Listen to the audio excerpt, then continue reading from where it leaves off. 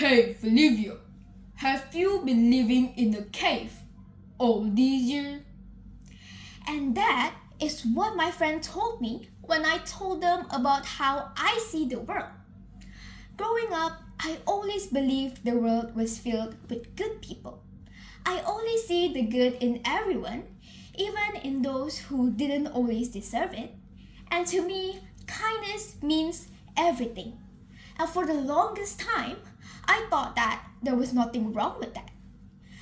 And if you ask me what my vision is for the future, I will say to you that it is world peace, where everyone can live together as one.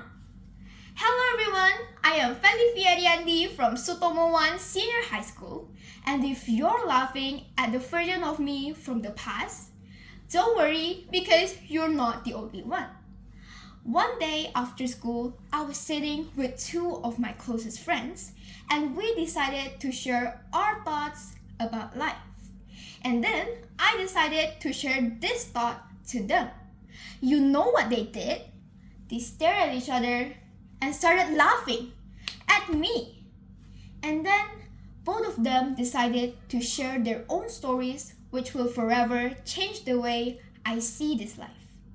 One of them told me, This world is filled with people who are messed up, and sometimes even your closest friend can stab you from behind. You're really funny. I really love your dark jokes. But turns out he was that serious. He told me about a story how back in elementary school he had this one friend, a kid full of laughter and innocence, had been kidnapped near the school area. I cannot imagine a kid who was smiling, ready to go home after class, has been taken away from a really bright future.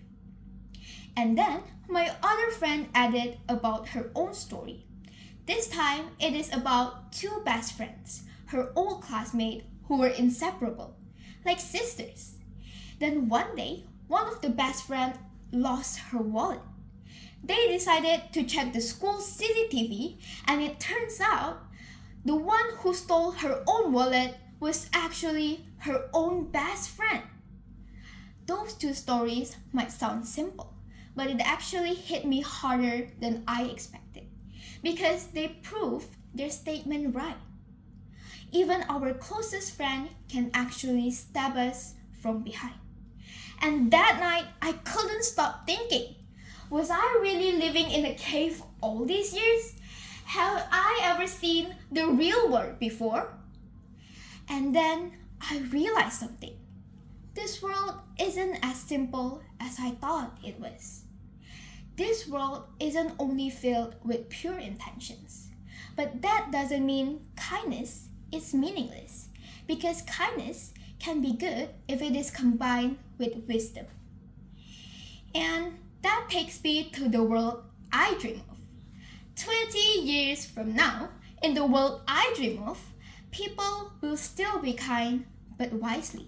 They will still help each other but without letting their own kindness be taken for granted. And I dream of a world where kindness doesn't mean being blind.